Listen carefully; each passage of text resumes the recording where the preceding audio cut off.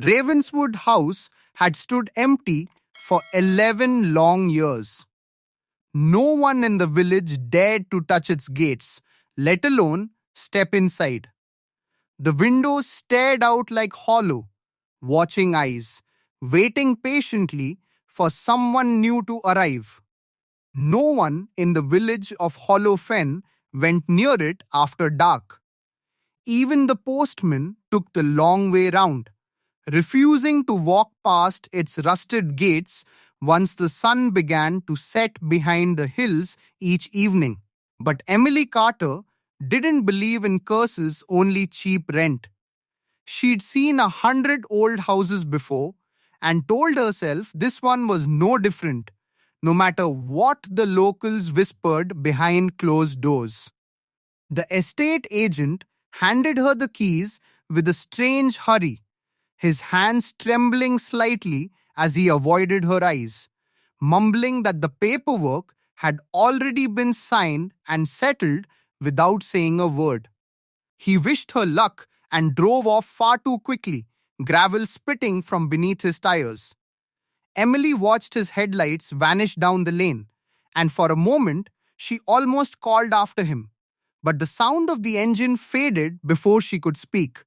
Inside, dust sheets covered the furniture like sleeping ghosts. Pale shapes crouched in every corner of the room. The air smelled of old wood, damp stone, and something she couldn't quite name, making the silence feel heavier. The hallway stretched longer than it should have, the walls seeming to lean in slightly as she walked. Somewhere far ahead, a single door stood slightly, impossibly ajar, as though quietly waiting just for her. Somewhere upstairs, a floorboard creaked, though no one else was home. Emily froze, listening, telling herself it was only the old house settling, the way old houses always do. Yet the sound lingered. That first night, Emily woke at exactly 3:33 a.m., her eyes snapping open as though something had pulled her from sleep. The room felt colder than it had any right to be, and the silence pressed heavily around her. Not from noise, but from total, unnatural silence. Even the wind outside had stopped. It felt, impossibly, as though the entire house was holding its breath alongside her, waiting for something to happen. Then, faintly, someone humming an old lullaby behind the wall. The tune was gentle, almost tender, and somehow that made it so much worse than any scream could ever be, sending a cold shiver through her body. At the end of the corridor was a door that wouldn't open, sealed shut according to the agent for reasons never fully explained. Emily found herself drawn to it every single day, despite knowing she should stay away.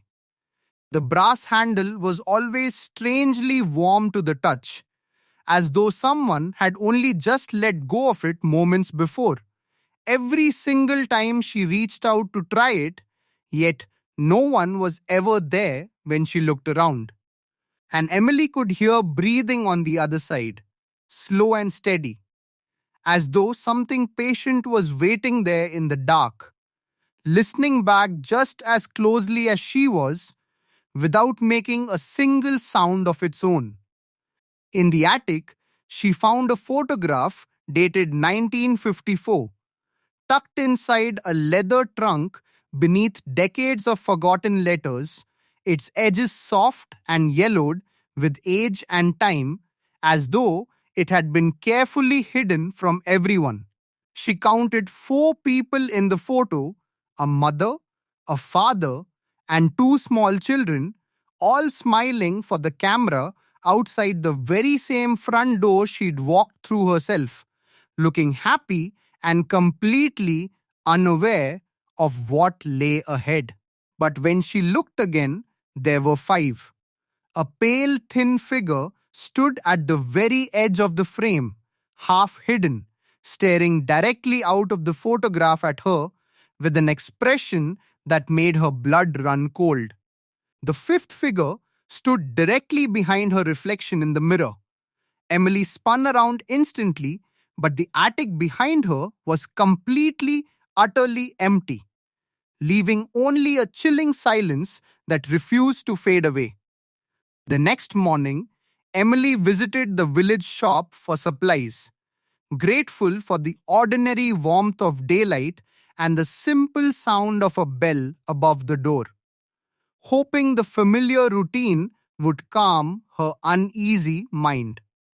The shopkeeper's face went pale at the mention of Ravenswood House, her hand stilling completely over the till as if she'd heard a name she'd hoped never to hear again, and she glanced nervously toward the window before speaking. "The Grey children never left," she whispered, leaning close across the counter, her voice barely audible above the ticking of an old clock on the wall behind her, as though she feared someone else might overhear. "They're still waiting for their mother to come home," the old woman said, before turning away sharply, refusing to say another single word on the matter, no matter how many questions Emily quietly asked afterward. That evening, Emily finally forced the locked door open, her shoulder aching from the effort, dust and stale air rushing out to greet her all at once, as though the room had been sealed for countless years. Behind it was a child's nursery, untouched by time, exactly as it must have looked decades ago, frozen in a single moment that had never truly ended. Every toy and blanket left exactly where they once had been.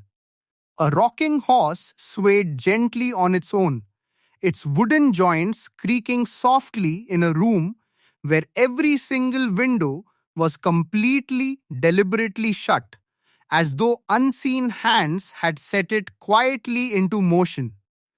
Carved into the crib were the words, "We are still here," the letters rough and uneven, as if scratched in desperately by small, frightened fingers, their desperate message refusing to fade even after all those years. The temperature dropped. Her candle flickered violently, bending sideways as though blown by a breath that had no visible source anywhere in the room, while an icy chill settled deep into her bones. Small bare footsteps ran across the floor above her, quick and light, circling again and again, drawing steadily closer with every single passing second, until they stopped directly above where she stood. Emily ran for the stairs, but every door slammed shut before she could reach it, one by one, as though the house itself was herding her somewhere else entirely, trapping her with no escape left, no matter how desperately she struggled. Trapped in the drawing room, she finally understood the truth, the pieces falling into place all at once as the firelight flickered strangely around her, revealing a secret she had never imagined could exist. A fire had trapped the children here back in 1954, smoke filling these very same halls while their small voices called out for help that never came, leaving their frightened spirits forever bound within the house. Their mother never returned in time to save them, having run to the village for help, only to find the road home far too long and far too late, leaving her children trapped inside the burning house forever. Every tenant since had been mistaken, in the dark, for her welcomed home again and again by children who simply refused to understand she was never coming back, forever waiting for the mother they had lost. They wanted her to stay forever as their mother, in a house frozen in one endless, unbroken night that never quite reached its morning, where every shadow clung to the past and every room remembered their loss forever. Emily had a choice to make before dawn broke the door behind her leading out, or the small pale hands still reaching gently toward her, silently begging her not to leave them alone ever again, no matter what it might cost her. She ran and never looked back at Ravenswood House again, disappearing into the morning fog, leaving the gates and everything behind them closed for good, while the house vanished silently into the mist behind her forever.